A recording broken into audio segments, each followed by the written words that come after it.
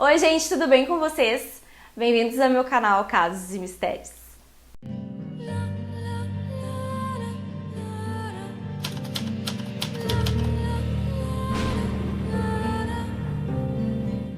Oi meus misteriosos, tudo bem com vocês? No vídeo de hoje eu vou trazer uma história que vocês estão pedindo há muito tempo e eu sei, eu tô enrolando há muito tempo também. Quem me acompanha lá no Instagram casos.mistérios, tá aqui o perfil, me segue lá. Já faz algum tempo que eu tô prometendo lá e fazendo votações e dando uma enrolada para gravar sobre esse assunto, sobre esse caso, sobre essa pessoa. Para quem me acompanha lá no perfil do Instagram, eu tô sempre comentando que essa pessoa que eu vou contar a história hoje é a minha kriptonita. Mas para quem não entendeu, kriptonita é o meu ponto fraco, mas o ponto fraco ruim, né? É algo nesse sentido assim que eu sinto em relação a essa pessoa, né? E por isso eu tava tão relutante para trazer aqui, mas vocês pediram muito, então vamos contar hoje a história dele, Richard Ramirez. Ricardo Munhoz Ramirez nasceu no dia 29 de fevereiro de 1960 na cidade de El Paso, no Texas, lá nos Estados Unidos.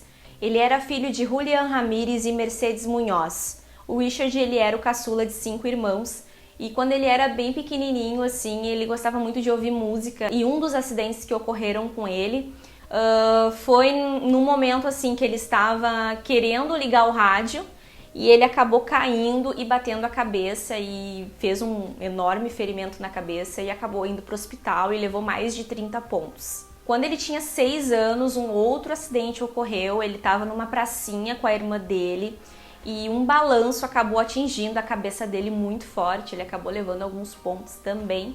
A partir desses acidentes, ele começou a ter constantes convulsões. Depois de muitos exames, muitas investigações, eles acabaram constatando que ele tinha epilepsia.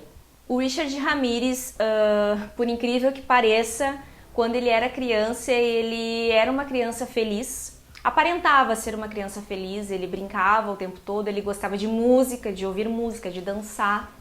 Inclusive a mãe dele achava que aquele filho ali ia dar certo, né? Ela falava que de todos os filhos que ela teve, ela achava que o Richard iria ser um garoto com um futuro muito bom, né? Em vista dos outros filhos, enfim, que ela criou. Só que infelizmente as coisas não foram bem assim. Já na escola, o Richard ele foi descrito, sim, por seus colegas, por professoras, por ser um menino que não era um aluno 100% ruim, mas também não era 100% nota 10. Ele era um aluno mediano, ele gostava sempre de ser muito brincalhão com os colegas, de fazer os outros rirem, sim, gente, por incrível que pareça. Ele foi por um bom tempo uma criança feliz que parecia que iria dar certo. Infelizmente, o lar do Richard ele não era um lar muito acolhedor. Isso porque o pai dele ele era muito autoritário e ele era muito agressivo, tanto com a mãe dele, com os outros filhos, com o próprio Richard. Ele era um homem muito agressivo e devido a essas constantes agressões que ele sofria, que ele presenciava, que era um terror, né? Era um terror aquilo para ele dentro de casa. Ele acabava se refugiando na casa de um primo dele chamado Miguel. Miguel Ramirez era o primo dele e ele era um veterano das forças especiais do exército que tinha lutado na guerra do Vietnã. O Miguel ele mostrava para o Ramirez fotografias de mulheres vietnamitas que ele se gabava de ter torturado e assassinado. Ele mostrava fotos dele segurando armas e fotos também torturando mulheres e estuprando mulheres. Esse primo dele ele foi uma grande influência para o caminho que o Richard seguiu, né? Além de todos os fatores, né, que a gente já sabe, enfim, a convivência com o primo dele foi assim um estopim, porque ele era um homem muito ruim e ele mostrava para o Richard fotos e se gabava das mulheres que ele tinha assassinado, que ele tinha estuprado, né, na guerra do Vietnã. Um acontecimento que foi muito marcante para o Richard foi quando ele tinha 13 anos e ele estava na casa do primo desse Miguel. E a esposa do Miguel chegou em casa e eles acabaram brigando muito, não sei exatamente por quê. E simplesmente o Miguel ele pega uma arma e atira na cabeça da esposa dele na frente do Richard. O Richard ele ficou em choque de primeiro momento E naquele momento que aquilo acontece, o primo dele, que acabou de matar a esposa na frente do menino que tinha 13 anos de idade, disse pra ele sair correndo dali e fingir que aquilo ali nunca tinha acontecido. Claro que o Miguel acabou sendo preso, só que no seu julgamento ele acabou alegando insanidade devido às sequelas que ele ficou depois da guerra, e ele acabou sendo internado numa clínica psiquiátrica.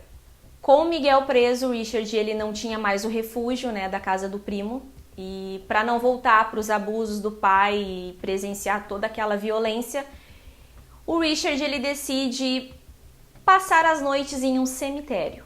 Quando questionado, o Richard dizia que o cemitério trazia para ele muita calma e muita tranquilidade. Às vezes ele dormia em sacos de dormir dentro do cemitério e em algumas vezes ele levava a barraca e acampava dentro do cemitério.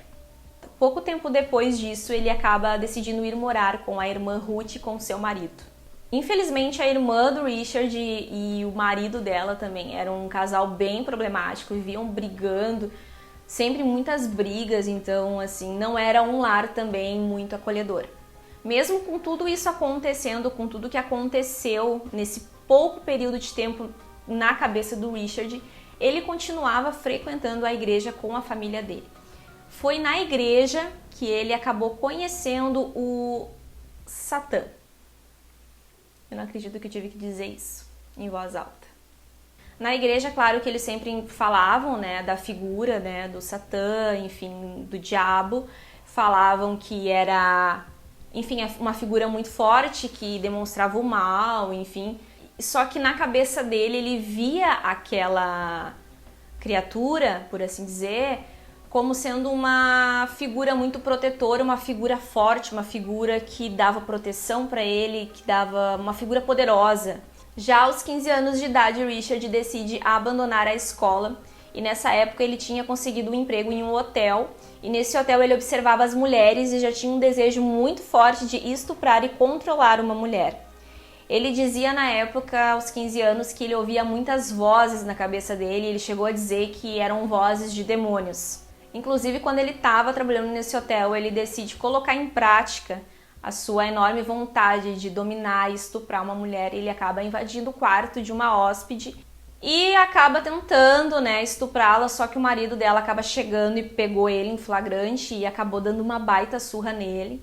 Né? A polícia chegou depois, prendeu o Richard, só que como ele era menor de idade e o casal também ele estava de passagem, acabou por isso mesmo, né? Nem preso ele foi. Pouco tempo depois, o Richard começou a inalar cola e usar LSD.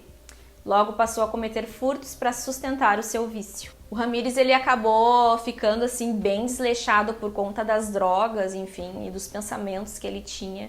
Então ele passou a não tomar banho, a não se cuidar, então ele usava muita droga, então ele ficou com um aspecto assim de mendigo, assim, até pior até ele.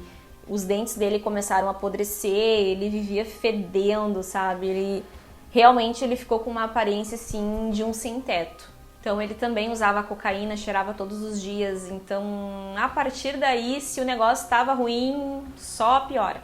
Ele chegou a ser preso 2 vezes e foi acusado de furto de um automóvel, a primeira em 1981 na Califórnia e a segunda vez em 1984 lá em Los Angeles. Todas essas prisões ele passou pouquíssimo tempo e logo depois foi solto e não demorou muito para que ele cometesse o seu primeiro crime. Na noite do dia 28 de junho de 84, após uma noite cheirando cocaína, Richard invadiu a casa de Jane, de 79 anos, e a matou a facadas. O filho de Jane encontrou seu corpo no dia seguinte. A autópsia revelou que alguns dos golpes foram tão profundos que a cabeça da vítima quase foi decapitada, além de detectar sinais de abuso sexual na vítima.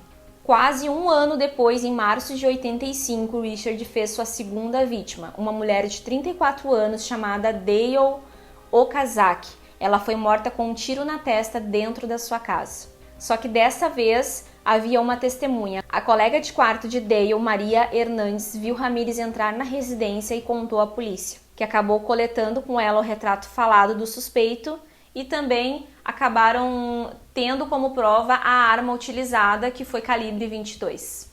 Na mesma noite desse assassinato, não satisfeito, ele acaba parando um carro de uma mulher. O nome dessa mulher era Tsai Lian Ele parou o carro, raptou a mulher e pouco tempo depois acabou matando ela. Na autópsia foi mostrado que a Tsai havia sido baleada 2 vezes no peito e a arma era a mesma usada no assassinato de Dale. A essa altura, né, a cidade de Los Angeles já estava em pânico, né, com esse assassino à solta. O mais assustador disso tudo é que era um assassino que a polícia custou muito para entender que era o mesmo assassino, né, porque ele não tinha um padrão. Ele entrava nas casas, né, que era, acho que a única característica assim que batia é que ele entrava à noite nas residências, ele invadia, mas ele não tinha um padrão de vítima. Quem estava ali, ele fazia o que ele tinha que fazer. Então podia ser homem, podia ser mulher, podia ser criança, idoso, não tinha um padrão. E também uma das pistas que foram deixadas nos primeiros assassinatos foi uma pegada, que até então não estava sendo ligada a outros crimes, mas que a gente vai ver mais adiante. Inclusive, a mídia já tinha até colocado um apelido nesse serial killer, né, que é como a gente conhece ele hoje, que é o perseguidor da noite ou perseguidor noturno. Ô Lulu, fica quieta! Gente, é impossível eu trazer aqui todos os detalhes de todos os crimes que ele cometeu, mas eu vou trazer assim um breve resumo das vítimas que ele acabou fazendo no decorrer dos meses. Vincent e Maxine Zazzara foram mortos no dia 27 de março de 1985. Nesse caso, Ramirez ele tentou arrancar o coração de uma das vítimas, mas não deu certo. William e Lillian Doy foram atacados no dia 15 de abril de 85. Lillian acabou sobrevivendo e descreveu seu agressor para a polícia, que também, no fim, acabou batendo muito com as características do retrato falado que já tinham feito antes. Malvia e Blanche foram mortas no dia 20 de maio de 85. Nesse crime, nessa cena de crime, foi a primeira vez que ele deixou uma marca. Ele desenhou na parede, em cima das camas das vítimas, um pentagrama. E na coxa interior da Malvia, de uma das vítimas, ele também desenhou esse pentagrama. Ruth Wilson foi atacada no dia 30 de maio de 85. Ela estava com seu filho de 12 anos em casa, mas o Richard decidiu não matá-los. Ele fez diversas outras vítimas, mas como eu falei para vocês, é impossível trazer todas elas aqui. Mas uma observação importante a trazer nesse vídeo, que inclusive eu soube através do documentário que tem no Netflix sobre esse caso, sobre ele, é que durante esses assassinatos que ele cometia, ele não fazia só isso, não era o bastante para ele. Nesse intervalo de tempo que ele não estava matando pessoas, acreditem vocês, nesses curtos períodos que ele ficava sem matar, ele raptava crianças e abusava delas. Nesse documentário tem uma das vítimas que sobreviveram ao ataque, né, que era uma criança na época, ela descreve, ela conta no documentário como que foi esse rapto. Ele raptou ela, levou para um apartamento, uma casa, enfim, onde ele estava morando. E ele abusava dela, abusou dela e depois levou ela para casa e deixou ela onde ele tinha, enfim, raptado, assim. E ele fazia isso com meninos, com meninas, com crianças, assim, não tinha um padrão, assim, ele... Gente, eu tô até sem voz. Essa energia tá... Voltando aos assassinatos, em um desses assassinatos, uma testemunha acabou vendo o carro que ele estava dirigindo, anotou a placa e acabou repassando para a polícia. A polícia fez uma busca e acabou encontrando esse carro logo depois, só que abandonado. Porém, eles acabaram encontrando uma pequena pista. Nesse carro foi encontrado um cartão de visita de um dentista, no qual a polícia entrou em contato para perguntar se tinha algum indivíduo que estava indo lá com tais características, né? Mostraram, enfim, o retrato falado. Como eu falei para vocês, ele estava com um aspecto assim bem mal cuidado, os dentes também, então ele estava frequentando esse dentista. Então o dentista, com o retrato falado, eles olharam, enfim, olharam todos os registros, acabaram achando os raios-x que ele tinha feito lá, encontraram o nome dele. E a polícia decidiu fazer o quê? Montar uma vigilância naquele consultório do dentista para esperar ele aparecer lá de novo para uma reconsulta e acabar pegando ele em flagrante. Porém, o que que acontece? Eles ficam lá por um tempo, o Richard ele acaba não aparecendo, então o que que eles resolvem fazer? Eles instalam como se fosse um botão de emergência na sala do dentista e falam pro dentista o seguinte: eles não iriam estar ali, porém eles iriam deixar aquele botão de emergência, então se ele aparecesse ali, o médico apertaria o botão e a polícia chegaria o mais rápido possível. Só que não deu certo. Acontece que o Richard ele acabou indo no dentista de novo, o dentista atendeu ele, apertou o botão e adivinhem, o botão não funcionou. Não funcionou. Até que no dia 24 de agosto, um jovem reparou que um Toyota cor de laranja andava pela vizinhança de uma forma assim muito suspeita. Assim, era um carro bem suspeito e como naquela altura o pessoal já estava em alerta, né, que tinha um assassino à solta, então qualquer coisa suspeita, qualquer carro suspeito, eles tinham, né, o dever, enfim, e estavam alertas para informar para a polícia. A polícia foi até lá, conseguiu encontrar o carro, mas novamente o carro estava abandonado. E dessa vez, fazendo a busca dentro desse carro, a polícia encontrou uma digital. Finalmente, senhor! Foi coletada a impressão digital desse carro e finalmente eles encontraram no banco de dados o nome do suspeito, Richard Ramirez. Os jornais imediatamente publicaram um retrato falado do serial killer na página de todos os jornais, até que no dia 29 de agosto de 85, o Ramirez ele foi reconhecido na rua descendo de um ônibus, que é o mais assim... Não, essa perseguição aí pra mim foi a melhor de todas, né? Eles mostram bem detalhado no documentário. Ele tá andando, né, numa manhã, sem ter ideia de que a polícia já sabia quem ele era. Então ele dá de cara com a foto dele no jornal. Ele sai caminhando com a maior tranquilidade quando de repente ele se depara com aquilo ali e pouco tempo depois alguns homens, né, alguns vizinhos que estavam por perto acabam vendo ele e ele acaba saindo correndo desesperado, ele rouba um carro de um cara e esse cara acaba reagindo, enfim, alguns amigos que estavam perto também acabam reagindo, então... E aí se inicia uma perseguição, assim, histórica. Nessa altura, o Ramirez, ele tá desesperado fugindo, a polícia tá atrás dele também, as pessoas da vizinhança daquele bairro também estão atrás dele, e ele acaba sendo pego pelas pessoas na rua. Ele acaba até apanhando um pouco de algumas pessoas e a polícia finalmente prende o Richard Ramirez. Após a prisão, Ramirez foi acusado de 13 acusações de homicídio, 5 acusações de tentativa de homicídio, 11 acusações de agressão sexual e 14 acusações de roubo, e foi condenado à pena de morte. O julgamento de Richard Ramirez foi um dos mais longos e difíceis da história dos Estados Unidos. Ao total, foram entrevistados mais de 1.000 jurados e cerca de 100 testemunhas. Em algumas ocasiões, o Richard aparecia nas sessões do julgamento com um pentagrama desenhado na palma da mão ou no corpo e fazia menção para a câmera, né, sorria para a câmera mostrando o pentagrama. Em algumas dessas vezes ele chegou a gritar "Viva Satã!". E também, por incrível que pareça, a gente já vê, né, em muitos casos serial killer, ele acumulava milhares de fãs, né, milhares de fãs escreviam cartas de amor para ele. Muitas foram ao julgamento somente para ver ele, poder trocar olhares, tentar trocar palavras com ele. Isso é inacreditável, mas sim, existe, não é só no caso do Richard, não. Uma dessas fãs, inclusive, acabou se casando com o Richard, mas em 2009, essa esposa que ele arrumou lá acabou abandonando o Richard depois que um exame de DNA confirmou que ele havia estuprado e assassinado uma menininha de 9 anos. Richard Ramirez acabou morrendo de câncer aos 53 anos no dia 7 de junho de 2013, enquanto aguardava por sua execução.